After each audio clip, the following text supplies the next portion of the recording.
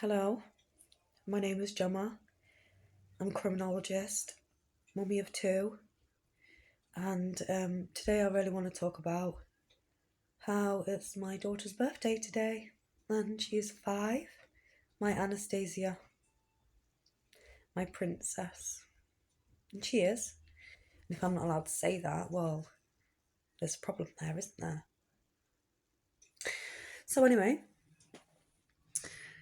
I want to talk about how there's an organisation and it's called Save the Children, right?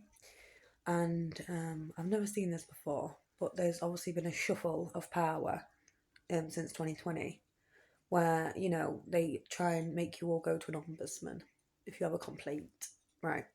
So, well, I understand that obviously some of them are a bit. It's obfuscation of a truth because, for example, if you go to the SRA, Solicitor Regulation Authority, they should be the ones who deal with that case. So, the fact that, if they was to tell you, for example, to go to an ombudsman, well, that would just be an obfuscation of a truth, okay? Because they should be the ones that are dealing with it. And if they don't, then what are they there for?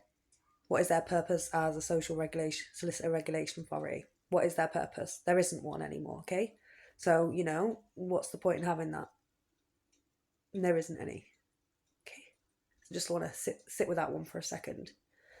Because you've got people running around, going to a health ombudsman, going to a financial ombudsman, going to, all these different ombudsmans.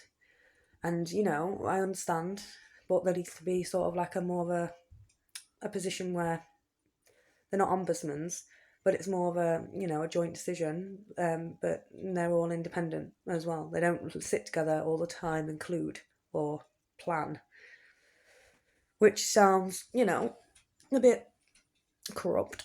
And so I'm just not going to say too much about that. But this one really is about saving the children. And what it is they need an ombudsman. They need a child ombudsman.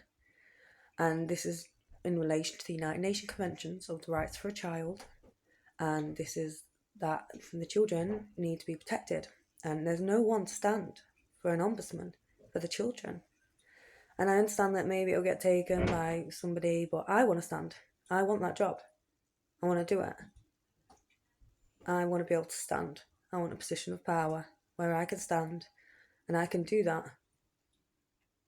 I want to be able to protect the children and I want to be able to put my voice across. And, a lot of things in this world, the worst things are crimes against children. And I'm well aware of that, okay?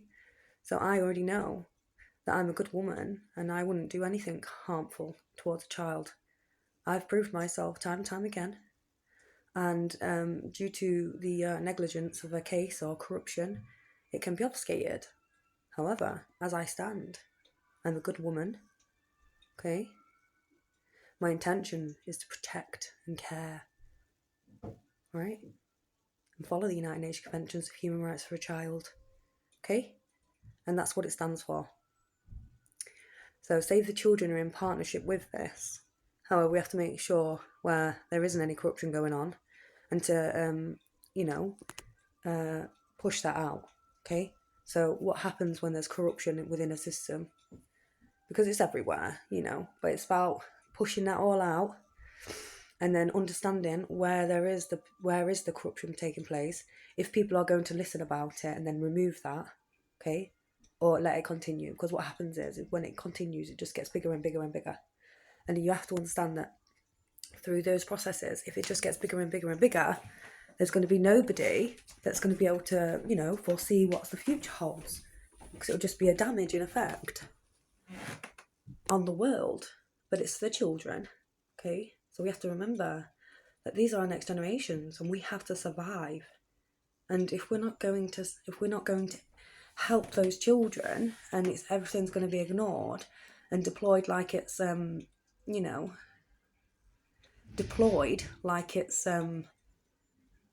ignored, especially when there's deep corruption taking place and there's people in positions of power that aren't actually doing anything about it, well, we really need to take a look back. We all need to take a step back, look at what's going on, why is this taking place, who is doing it, Okay, and why? Okay, so why is this taking place? Why are the children being ignored? Why are the rights of the child being ignored? Why are people going into these situations able to conduct themselves in this way? Okay, so there needs to be a reshuffle of power somewhere, and I don't know where it is. But as it stands, I will stand as a child ombudsman. I don't have money. I don't have money. But it shouldn't be about that. It should be about principle. It should be about understanding, protocol. It should be about regulations, how they're being dealt with, how they're not being dealt with, what's being seen, what isn't being seen. Okay, if the children of this world are in a place now where there is no support for them, and they are hidden and they are unseen, because a lot of the times they are under an aspect of protecting them.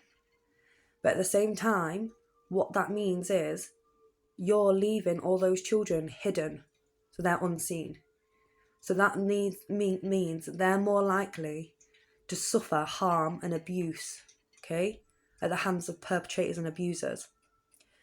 For example, if you took your children to school, everybody knows children, right? So why does it change under a guise of a law if there are ICOs, okay?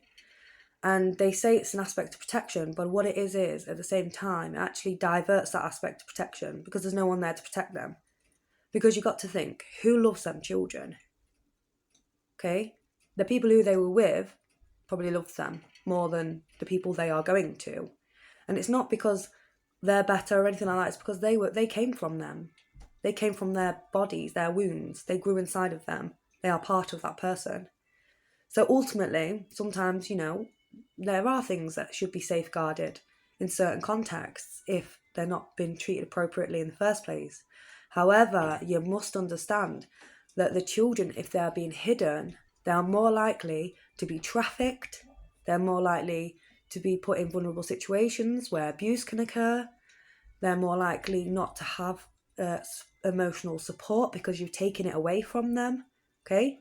So we have to really gauge where the priority is in these positions. For example, you wouldn't take a child if it looks well. You wouldn't take a child if the child looks well and educated. You wouldn't take the child if there was those things. You wouldn't take a child if it looked happy. You wouldn't just take a child who had everything. You just wouldn't do that. So it is taking place, and this is the concern. This is the concern because we're not understanding why this is happening in the first place. So we need to go back. Why is this happening? Why are they more likely to be put in stranger care? And, with all due respect, it's not actually just because it's an aspect of protection. Okay? It's an aspect of pulling them away, separating them from families. Now, this is a corruption that's taking place, and it is in low levels. And, if it's ignored and ignored and ignored, then it's high level, okay? So that it becomes a high level corruption. Now, I'm not saying it's taken place. I'm just saying that it's been a place where people have pushed for that, and it shouldn't have taken place. So there's many reasons why we can argue that children shouldn't be taken in care under the premise of something potentially happening as well. See, this law is being used out of context, and it's also pushing families away from the children, away from their protection. Okay, so what happens is when they take them away from their protection, it's an aspect of an emotional abuse upon a child, let alone anything else that's going on with that child. So we have to remember there's a red tape to stop the children from being known, heard, and this needs to stop because there is an aspect of hiding children which makes them more vulnerable to being trafficked. And that is true. And we need to stop that. And I stand as a child ombudsman. If I can have that role, I will take it straight away. I probably won't get it because, some people don't want me to have that role because I obviously hold quite a position of, a truth when it comes to the United Nations Conventions of Human Rights for a Child. I studied this in my own degree. My final project wasn't so great because I had a broken thumb. However, as time's gone by, now since 2000. It's been 10 years. You know, I've learnt a lot since that. I've learnt a lot, and I'm ready to engage in the world to put a position to protect children. I don't want red tape around them children. Them children should be known publicly.